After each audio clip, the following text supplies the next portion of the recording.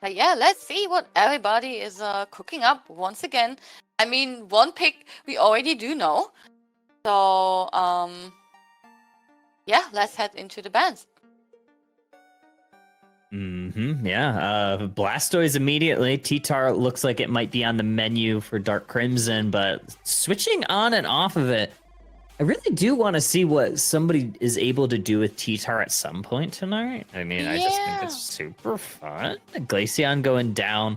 So that Glaceon doesn't receive as many bans as it once did.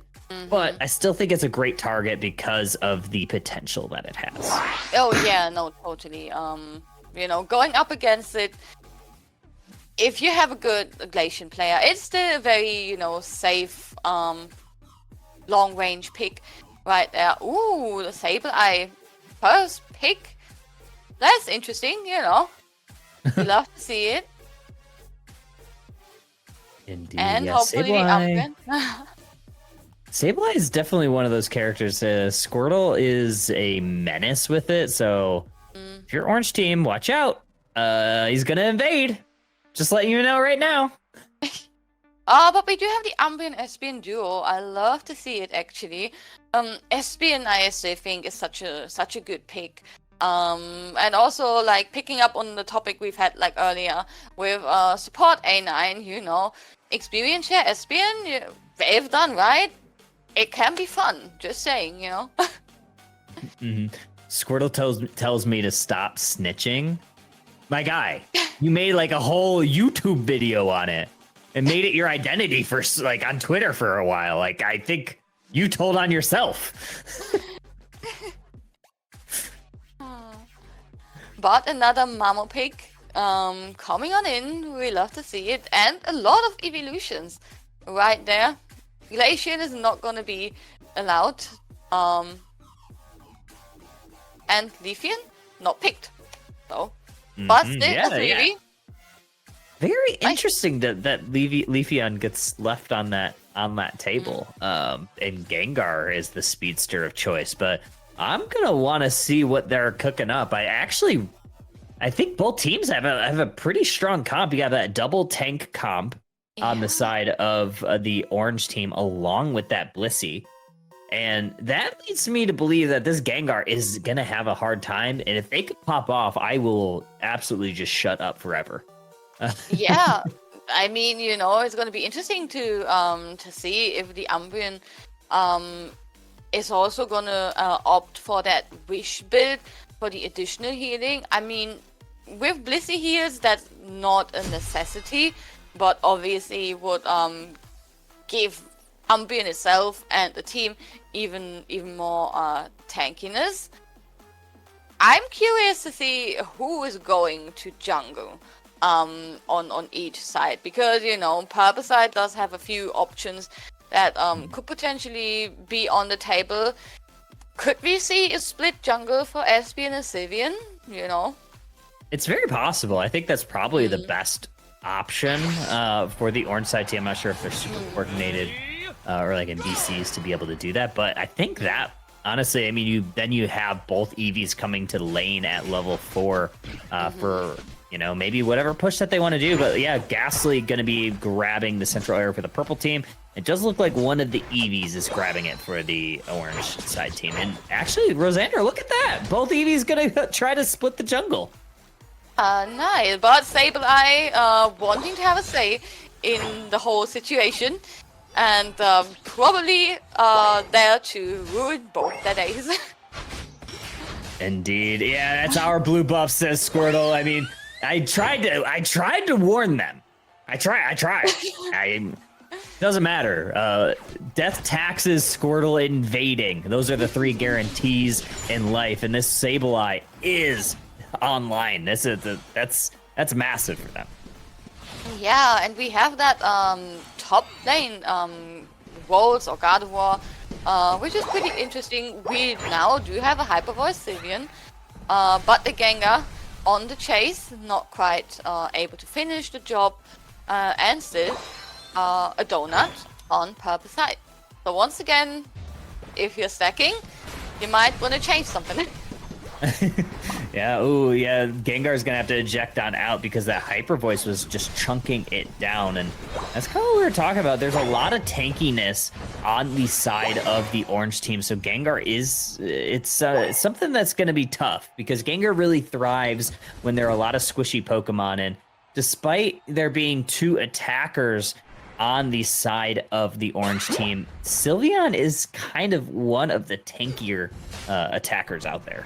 Oh yeah, 100%. You know, with the right build and in the right position and everything, taking down the Sylveon can take longer than you would actually think. So yeah, and Haunter still being level 6, only like a Curlia on level 5. Yeah, the levels pretty low as of yet, but. Ambient with the 2 KO streak, that makes my heart sing, not gonna lie. And now we have, orange team making their way to top lane. Potentially, I don't know if they have enough points to actually, yeah, they do. They have enough points to break. And, walking as a group. Yeah, absolutely. Yeah, one of the other things that I don't know if we've called out is we actually have a helping hand safeguard Blissey. So that is going to make the task of this Gengar that much more difficult because it's something that Blissey can be aware of. They can, heal and protect any CC from happening. Oh wait, it's actually Egg Bomb. So Safeguard Egg Bomb. I thought we were going Helping Hand, but Safeguard's still a really nice play here, I think. Yeah, I mean, I still have not seen what the Ambient build is. But yeah, it does make sense to opt for that safeguard, and that's bot lane gone as well, or at least tier 1. Why are we talking? Yeah, this tier 1's gone. Gengar is gonna look in from a flank, maybe try to grab something. This Registeel is going down. This might be contested by the purple team. Nice use of the Hyper Voice to zone the purple side team away. Nice Shadow Ball does connect to the Blissey. Sylveon able to get the confirmation. Registeel buffs going over to the side of the orange team. Yeah, and we still do have a Haunter on the field. That's probably not exactly now Cast's Curse. There we go. But yeah, we once again have Team Orange kind of making their way into the purple jungle. We've seen that quite a few times today. Team Orange always seems to have like a tendency to do that, but slowly retreating once again. Yeah, farming up a little. Yeah, 170 to 51 here at the 5.5 minute mark. This Gengar might get caught out of position. Blissey's going to try to slap on in a little bit of a high horsepower from this Mamoswine, trying to grab some of the enemy team. A nice little Dream Eater combo might get it. Here comes the Phantom Ambush. Are they going to be able to get the KO? Big heals, big shields from this Blissey, who's Bliss assisted this Mamoswine, keeping them gone and or keeping them up. And really, Rosanna, this is exactly what I'm seeing. This Gengar is having a hard time getting the confirmations. Yeah, it always tries to to get in, but then has to go back to safety and everything. Or the Mamo trampling left and right, and yeah, the Gengar is not having a good day, being chased away. Yeah, will Mamo chase it to the end? No, I don't think so. But yeah. Gengar being forced to retreat quite a few times, and we've had an Eleki being taken in the meantime, and Gardevoir having to deal with it. Yeah, Gardevoir is going to be there. Sylveon is taking a peek at it. Maybe throw in, here we go, Fairy Frolic. That helps push it in. So now Orange Team has even more dunks able to be going in, but the Sableye has stopped it. Big Future Sight from Gardevoir puts an end to that. Yeah, and look at that point lead, and also the level lead. I mean, Gardevoir at level 11 is nice. Gardy is my favorite personal jungler, so I like seeing it pop off. Now we do have Team Purple actually trying to make some scores happen. Close that scoring gap a little. Sableye not being able to send anybody home. That Sylveon is eating good though. Oof. Yeah, there's a pretty actually significant overcap in that top side goal.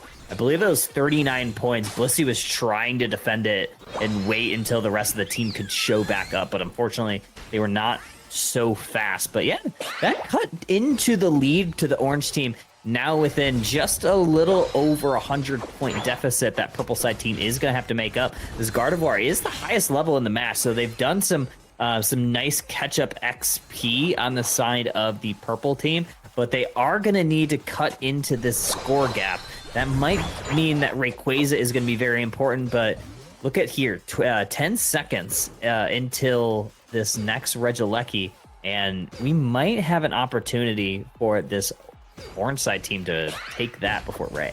Yeah, it's going to be interesting to see if Team Purple opts to have some more dunks in that path, because potentially if they end up getting Ray and are able to score in Tier 1, that's going to be so much faster than, you know, Tier 2 would be.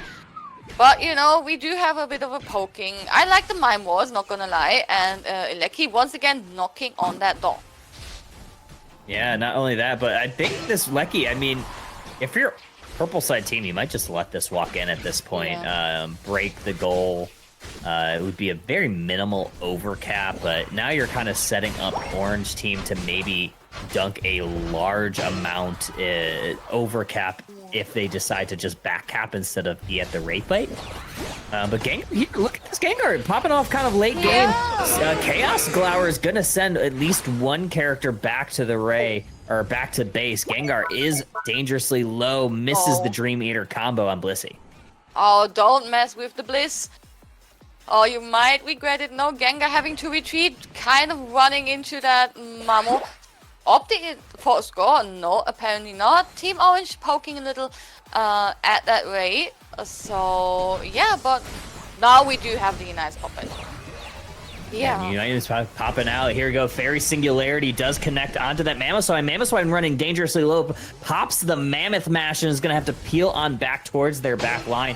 Venusaur has done a pretty good job of throwing some beams into the backline. Gengar now down. One member down on each side, but it's showtime, baby. Mime gonna try to dive on in and stun the orange team, keep them away from this Rayquaza.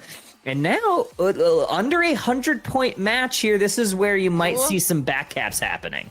Yeah, Sableye doing Sableye things. You know, both teams poking at Ray, but we are, slowly seeing the clock tick once again. 7 points difference though. The teams are not going to be entirely sure who might be in the lead. Yeah, and not only that, Rosander, but there's this tier 1 goal. That makes it very easy for any character to peel off and score in that bot side. But I don't even think Squirtle instead needs it, because now there's another 12 point. So that gives them the lead for the time being. 20 seconds remaining. Also trying to dunk in that bot path. Was it able? Oh my god. Look at that. Oh my god. It's still really close, but yeah. Team Orange actually, you know, securing that in their bag.